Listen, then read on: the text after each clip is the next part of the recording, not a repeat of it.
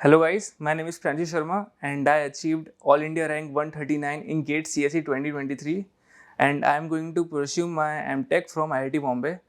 तो मेरे कुछ दोस्त हैं तो उनका कुछ डाउट रहता था प्रिपरेशन के टाइम कि यार मेरे को टॉप IITs चाहिए, तो उसके लिए मिनिमम मार्क्स क्या होने चाहिए और उसके अकॉर्डिंग मैं कैसे प्रिपेयर कर सकता हूँ। तो मेरे अकॉर्डिंग 60 प्लस मार्क्स, एक आप 60 प्लस मार्क्स अचीव करोगे तो आप कंफर्ट जोन में आ जाओगे कि आपको टॉप 7 IITs में कोई ना कोई IITs तो मिल ही जाएगा, आप जनरल में हो तो। तो आज मैं आपको वही बताऊंगा कि 60 प्लस मार्क्स आप इजीली कैसे स्कोर कर सकते हो, क्योंकि मेरे अकॉर्डिंग आपको हार्ड वर्क तो करना ही चाहिए पर आपको स्मार्ट स्टडी भी बहुत ज़रूरी है। तो स्टार्ट करते हैं। 3 सब्जेक्ट्स ऐसे रहते हैं जो आपको इजीली मार्क्स दे देंगे, जैसे aptitude, engineering mathematics and discrete mathematics. तो aptitude, engineering mathematics and discrete mathematics, ये आपको इजीली 28 टू 32 मार्क्स का वेटेज आपको हमेशा मिलेगा ये देखने को। तो फर्स्ट देखते हैं एप्टीट्यूड। एप्टीट्यूड के लिए मैं लोगों को 2 क्लासेस में डिवाइड करना चाहूँगा। जिन्होंने एप्टीट्यूड कभी देखा ही नहीं, आप एप्टीट्यूड के क्वेश्चंस कभी सॉल्व किए ही नहीं, और दूसरे उन्होंने जिन्होंने अपनी लाइफ में कभी क्वेश्चन सॉल्व करे हैं, देखे हैं वैसे और सॉल्व करे हैं और किसी कंपटीशन में उन्होंने उसको यूज़ किया है। तो पहले लोग जिन्होंने कभी देखे नहीं ऐसे क्वेश्चंस, तो हाँ, आपको इस टॉपिक, इस सब्जेक्ट को अच्छे टाइम देना पड़ेगा, क्योंकि एप्टीट्यूड पहले तो गेट में ईजी आता है पर आपने कभी उस क्वेश्चन देखे नहीं है तो आपको कभी वो क्लिक ही नहीं होगा, आपको उस कंसेप्ट को सॉल्व करने का तरीका आएगा ही नहीं। तो आपको ये सब्जेक्ट को ध्यान देना होगा, आपको सेपरेटली इसको पढ़ना होगा। सेकंड, वो लोग जिनको एप्टीट्यूड आता है, जिन्होंने कभी इसको पढ़ा है, तो आपके लिए सफिशिएंट होगा PYQ सॉल्व करना। आपको PYQs बहुत सारे मिल जाएंगे, क्योंकि आपको सिर्फ CS के PYQ नहीं सॉल्व करने होंगे, आपको हर सब्जेक्ट के क्वेश्चंस अगर आप देखोगे ना तो बिल्कुल सेम ही कंसेप्ट रहते हैं। तो PYQs का सोर्स बहुत ज़्यादा है, उसके क्वेश्चंस बहुत ज़्यादा है। आप किसी भी, जैसे मैकेनिकल का उठा लिया, अपने सिविल का उठा लिया, सिविल के एप्टीट्यूड बहुत अच्छे रहते हैं, तो ऐसा प्रैक्टिस के लिए आप उनको सॉल्व कर सकते हो और वो मोर देन सफिशिएंट रहते हैं। तो अगर आपने एप्टीट्यूड पढ़ा है तो मेरे अकॉर्डिंग आपको ज़्यादा सॉल्व करने की ज़रूरत नहीं है, पर जिन्होंने एप्टीट्यूड नहीं पढ़ा तो उनको एज अ सेपरेट सब्जेक्ट पढ़ने की ज़रूरत है। सेकेंड है इंजीनियरिंग मैथमेटिक्स। तो मोस्ट ऑफ द लोग बोलते हैं इंजीनियरिंग मैथमेटिक्स इंपॉर्टेंट है। मेरे लिए इम्पॉर्टेंट इसलिए है क्योंकि first of all easy topic है। आपको, मतलब आप PYQs उठा के देखोगे तो आप देखोगे कि कुछ टॉपिक के क्वेश्चंस आप हर साल देख रहे हो, वो हर साल इमर्ज हो रहे हैं वो टॉपिक के क्वेश्चंस। जैसे कैलकुलस है, हर साल एक क्वेश्चन आएगा ही, और ये कैलकुलस के बाद अपना मैट्राइसेस है, डिटर्मिनेंट्स, उसका भी एक क्वेश्चन फिक्स है, ठीक है। फिर थर्ड एंड फोर्थ चैप्टर जो अपन अगर इवनली डिस्ट्रीब्यूट करें तो थर्ड PNC है और फोर्थ प्रोबेबिलिटी है। PNC का डायरेक्ट यूज़ केस तो नहीं है पर प्रोबेबिलिटी में उसका यूज़ है, इसलिए PNC भी अपन को पढ़ने की ज़रूरत है। फोर्थ है प्रोबेबिलिटी, ये तो या तो एप्टीट्यूड पोर्शन में आएगा या थ्योरेटिकल पोर्शन में आएगा। तो अगर इंजीनियरिंग मैथमेटिक्स का पढ़ने का तरीका मेरे हिसाब से, आपको या तो आपको शुरू से आप कर रहे हो तो इसको भी आपको ऐसे सेपरेट सब्जेक्ट लेने की ज़रूरत है। पर अगर आपको कुछ बेसिक नॉलेज है, जैसे आपने 11th-12th में पढ़ा है, तो मेरे अकॉर्डिंग आपको किसी और सब्जेक्ट के साथ उसको पेयर कर सकते हो। सबसे बेस्ट तरीका मेरे हिसाब से यही है। आपके पास अगर टाइम कम बचा हो, आपको इंजीनियरिंग मैथमेटिक्स को ज़्यादा टाइम नहीं देना हो, मतलब आपके पास टाइम कम बचा हो, तो आप उसको किसी और सब्जेक्ट के साथ पेयर कर सकते हो। जैसे मैं करता था TOC के साथ, मैंने अगर मैट्रिसेस डिटर्मिनेंट्स को पेयर कर दिया, मैंने कंपाइलर डिज़ाइन के साथ जो छोटा ही सब्जेक्ट है उसको मैंने कैलकुलस के साथ पेयर कर दिया, तो मेरे अकॉर्डिंग आपके पास अगर टाइम कम बचा, आपके पास बैकलॉग बहुत ज़्यादा हो गया हो, तो आप उसको पेयर कर सकते हो किसी के साथ और जल्दी जल्दी इसको निपटा सकते हो। फिर आ जाता है डिस्क्रीट मैथमेटिक्स। डिस्क्रीट मैथमेटिक्स एक सेपरेट सब्जेक्ट है, आपको उसको पढ़ने की ज़रूरत है। उसके क्वेश्चन, जैसे ग्राफ के क्वेश्चन हर साल आ रहे हैं, तो इसलिए डिस्क्रीट मैथमेटिक्स ईजी है। आप अगर पढ़ लोगे ना अच्छे से तो ईजिली स्कोरेबल है। तो इसको 1.5 to 2 मंथ्स लगेंगे इन तीनों सब्जेक्ट्स को, पर आप देख रहे हो इसमें 28 to 32 मार्क्स इजीली स्कोर हो रहे हैं। और आप वर्स्ट केस भी देख के चलोगे ना, वर्स्ट केस की बात कर रहा हूँ, 20 मार्क्स के क्वेश्चंस बहुत इजी रहते हैं, आप रियली स्कोर कर पाओगे। पर इसके बाद आता है तीन सब्जेक्ट्स का पेयर बोल सकते हैं, जैसे डिजिटल लॉजिक है और TOC है, CD है। ये 18 to 21 मार्क्स के आ जाते हैं। तीन सब्जेक्ट्स का पेयर इसलिए करा क्योंकि पहली बात तो जो डिजिटल लॉजिक है, डिजिटल लॉजिक एक बहुत छोटा सब्जेक्ट है, मतलब जो अपना कंप्यूटर साइंस का जो पोर्शन है ना वो बहुत छोटा है, लिमिटेड है, इसलिए इसकी क्वेश्चंस के कंसेप्ट्स ज़्यादातर बन ही नहीं सकते, तो लिमिटेड पूल ऑफ क्वेश्चंस में से क्वेश्चंस बनते हैं।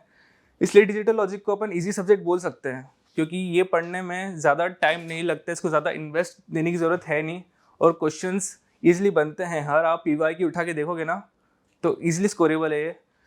फिर TOC आता है, इसकी ईजिली मैं इसलिए बोल रहा हूँ TOC को, इसके भी जो PYQs है ना, इसके भी जो क्वेश्चंस हैं वो जैसे देखा है मैंने कि कुछ टॉपिक के क्वेश्चन हर साल रिपीट हो रहे हैं TOC में। जैसे DFA है, उसके टॉपिक के क्वेश्चन रिपीट हो रहे हैं, डिसाइडेबिलिटी है वो भी रिपीट हो रहा है, और ईजी है। अगर आप थ्योरी थोड़ा पढ़ोगे और क्वेश्चन सॉल्व करोगे ना मॉड्यूल से, गेटेड जिली का मॉड्यूल से, तो आपको लगेगा कि ईजी क्वेश्चन आप सॉल्व कर रहे हो आराम से। फिर आता है कंपाइलर डिज़ाइन। कंपाइलर डिज़ाइन के 2-3 मार्क्स के क्वेश्चन आते हैं, इसका भी बहुत छोटा सब्जेक्ट से 5-6 दिन में आप पढ़ के इसको ख़त्म कर सकते हो। और आपने TOC पढ़ा है तो CD पढ़ने में ज़्यादा टाइम नहीं लगेगा। इसके इसलिए 18 to 21 मार्क्स आप इजीली स्कोर कर पाओगे। अपन वर्स्ट केस भी लेके चले तो इसमें आप 10 to 12 मार्क्स वर्स्ट केस में आप इजीली अचीव कर पाओगे। वर्स्ट केस की बात कर रहा हूँ, इससे ज़्यादा तो आप ला ही सकते हो, मेरे को पता है। तो दो ऐसे सब्जेक्ट्स हो रहे हैं जो आपके कंप्यूटर साइंस के लिए बहुत इंपॉर्टेंट है, स्कोरिंग भी गेट में बहुत ज़्यादा है, उसकी वैल्यू आपकी फील्ड में बहुत ज़्यादा है। ये है DSA प्लस C प्रोग्रामिंग। ये दोनों अगर डेटा स्ट्रक्चर एल्गोरिथम सेपरेट करें तो ये तीनों सब्जेक्ट्स मेरे फेवरेट सब्जेक्ट हैं। फेवरेट क्यों है? क्योंकि इसका इम्पोर्टेंस, इसकी वास्टनेस अपने फील्ड में बहुत ज़्यादा है, तो आपको कहीं ना कहीं आपने या तो कभी इसको यूज़ करा होगा या इसकी इम्पोर्टेंस किसी ना किसी अपने कॉलेज से कभी ना कभी तो इसके सुना ही होगा। तो वैसे ही गेट में इसकी इम्पोर्टेंस भी उतनी ही ज़्यादा है। तो C प्रोग्रामिंग आपने फर्स्ट ईयर में सबको होता है, सबको कंपलसरी रहता है। C प्रोग्रामिंग पहली बात तो आनी चाहिए, इसका कोई एस्केप नहीं है, पहली बार आनी चाहिए। इसको बोलते हैं मदर ऑफ ऑल लैंग्वेजेस। तो इसके जो कंसेप्ट्स हैं अगर आप प्रैक्टिस करोगे, बेसिकली क्वेश्चंस किस टाइप के आते हैं, आउटपुट टाइप आते हैं, तो अगर आप उसकी प्रैक्टिस करोगे ना तो कुछ लोग इससे डरते हैं, इसके कुछ कंसेप्ट से डरते हैं, पर मैं बोल रहा हूँ उसके डरने वाली ज़रूरत नहीं है। और आप समझ लोगे ना कि वर्किंग कैसे होती है, अगर आप इंटरनल आप स्ट्रक्चर बना लोगे ना उस सॉल्यूशंस का, तो आप देखोगे कि आप इजीली सॉल्व कर पा रहे हो। तो solve at the end practice से ही होगा, हर चीज़ का सॉल्यूशन एक ही है, प्रैक्टिस। इसके बाद आता है DSA, data structures and algorithms. आप इसको दो अलग अलग सब्जेक्ट्स लेके भी कर सकते हो, डेटा स्ट्रक्चर्स को आप अलग कर सकते हो, एल्गोरिथम्स को अलग कर सकते हो। मैंने वैसे ही किया था। डेटा स्ट्रक्चर्स के क्वेश्चन हर साल easily on the easier side आ रहे हैं, और एल्गोरिथम्स के क्वेश्चंस बहुत लिमिटेड हैं, गेट में CSE में बहुत लिमिटेड है, ज़्यादा डीप में नहीं जाएंगे क्वेश्चंस के। डीप में मतलब सब्जेक्ट डीप वाले हैं, पर CS में ज़्यादा डीप में नहीं जाएंगे, ऊपर ऊपर से ही क्वेश्चंस खींच लेंगे। तो आप इसलिए मैं बोल रहा हूँ कि आप इसको सॉल्व कर सकते हो अगर आपने वो सब्जेक्ट अच्छे से पढ़े हैं। और ये सब्जेक्ट आपको पढ़ना चाहिए, आपको कभी ना कभी CS में ये काम पड़ेगा, चाहे आप प्लेसमेंट्स में बैठे हो, आपसे क्वेश्चन यही पूछेंगे कंपनीज में। तो अगर ये तीन सब्जेक्ट्स को अगर मिला दें तो इसलिए ये 15 to 20 मार्क्स के आते हैं जनरली, और मैंने देखा है कि 10 मार्क्स के तो आप इजीली स्कोर कर पाओगे, क्योंकि 10 मार्क्स की ऑन द इजी साइड आते हैं। तो आपके इधर से ही बहुत अच्छे मार्क्स फैच हो रहे हैं। फिर जो नेक्स्ट जो सब्जेक्ट्स आते हैं तो मैं इनको बोल सकता हूँ कि ये जो सब्जेक्ट्स हैं ये बहुत अनप्रेडिक्टेबल होते हैं। जैसे फर्स्ट हो जाता है आपका CSO। बहुत लोग इसको पढ़ने से डरते हैं क्योंकि पहली बात तो ये बड़ा है और इसके क्वेश्चंस मुश्किल आते हैं। हाँ, जब मैं सॉल्व कर रहा था मेरे को भी मुश्किल लग रहे थे, पर इसका एक ही सॉल्यूशन है, जैसे मैं बोल रहा हूँ, इसको प्रैक्टिस चाहिए रहती है, इसको टाइम चाहिए रहता है। ऐसे सब्जेक्ट है जो खुद बोलता है कि मेरे को टाइम चाहिए पढ़ने का, तो इसको स्किप मत करना कभी। कुछ लोग डरते हैं इसको पढ़ने से। डरना सॉल्यूशन नहीं है, सिर्फ प्रैक्टिस करना सॉल्यूशन है। अगर आप पढ़ोगे ना तो आपको लगेगा कि इसी कंसेप्ट बन रहे हैं, सिर्फ क्वेश्चंस बन रहे हैं। फिर आप PYQ उठा के देखोगे तो आपको अगर बन रहा है तो ये बहुत अच्छी बात है। और इसलिए आप इसमें आराम से 9 to 10 मार्क्स की क्वेश्चंस आते हैं, जनरली 8 to 10 बोल सकते हैं, और 5 मार्क्स आप आराम से फेच कर पाओगे। देखो मैं अभी वर्स्ट केस बोल रहा हूँ, आप इससे ऊपर जा सकते हो, आराम से जा सकते हो। फिर इसके बाद आता है OS।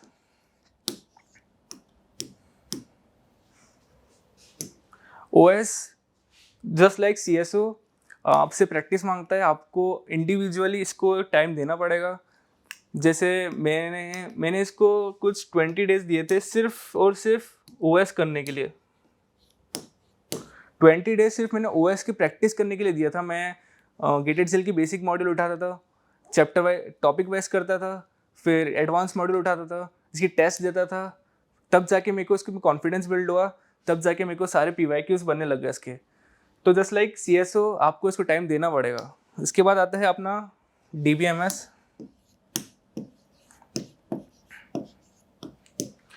जो OS रहता है वो भी 6 to 8 मार्क्स जनरली आता है।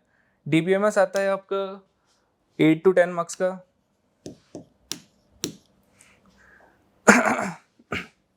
DBMS का आप इस साल का पेपर उठा के देखना, क्वेश्चन उठा के देखना, आपको हंसी आ जाएगी।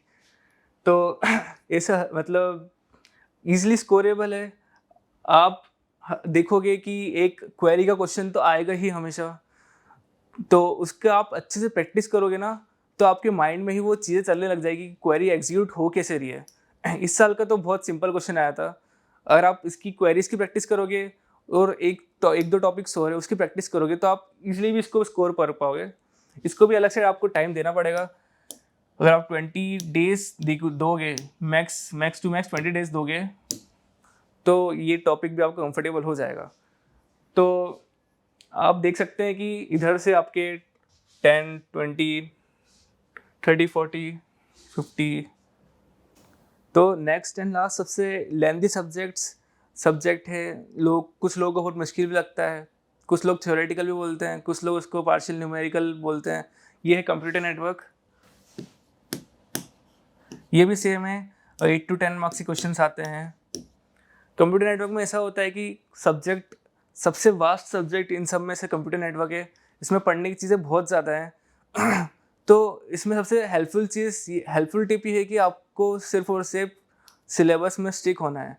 आपको कहीं बाहर नहीं जाना है इसके, क्योंकि अगर आप बाहर डेल्व करोगे तो आपको लगेगा कि इसका पूल बहुत डीप है जो आपको कहीं ले ही नहीं जा रहा आपकी गेट की सिलेबस में।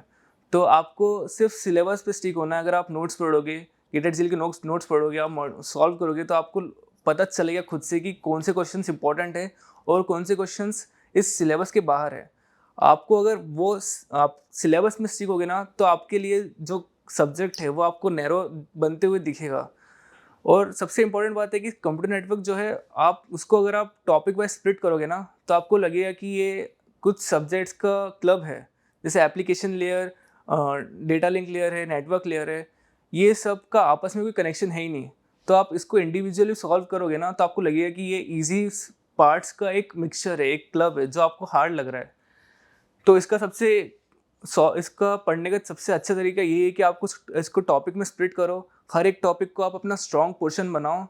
कोई सा टॉपिक आपको मुश्किल लग रहा है तो आप उसको छोड़ सकते हो उस समय के लिए और नेक्स्ट टॉपिक को पढ़ सकते हो, और आपके पास टाइम बच रहा है तो उस टॉपिक पर आप वापस आ सकते हो। जैसे मेरे को जो नेटवर्क डेटा लिंक लेयर था उसकी न्यूमेरिकल्स करने में मेरे को टाइम लग रहा था, तो मैं नेक्स्ट टॉपिक पे बढ़ गया क्योंकि मैंने उस पर ज़्यादा टाइम वेस्ट नहीं किया। और जब मेरे पास टाइम था तो मैं वापस उस टॉपिक पे आया। तो मैंने उसको अपना स्ट्रॉन्ग टॉपिक बनाया at the end.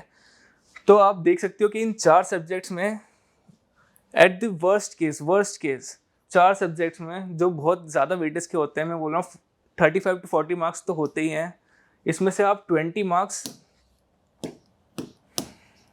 Worst case में ला सकते हो। वर्स्ट केस में की बात कर रहा हूँ, क्यों तो आप 20 मार्क्स ला सकती हो कि ये 4 सब्जेक्ट्स की कुछ क्वेश्चंस आप दिखोगे easy, on the easier side आएंगे, हर साल आते हैं, इस साल भी आएगा।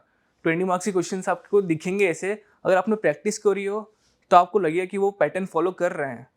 तो यहाँ से 20 मार्क्स, 10 मार्क्स, 10 मार्क्स, 20 मार्क्स, आपके 60 marks on the worst case बोल रहा हूँ मैंने हमेशा से वर्स्ट केस बोला है, आप इसके ऊपर हमेशा से ला सकते हो। तो ऐसे आप अपने गेट 2024 में 60+ marks on the safer side कोशिश कर सकते हो। आप फिर आप देखोगे कि आपको टॉप 7 IITs में कोई ना कोई सीट मिल जाएगी। तो मेरे अकॉर्डिंग अगर आप ये स्ट्रेटेजी फॉलो करोगे तो आपको बेनिफिट होगा एंड आपको टेस्ट सीरीज़ में हेल्प मिलेगी। आप कोई सी भी टेस्ट सीरीज़ फॉलो कर रहे हो, ये आपने ऐसा प्लान बनाया है तो आपको बिल्कुल हेल्प मिलेगी। सो ऑल द बेस्ट मेरी तरफ से, थैंक यू।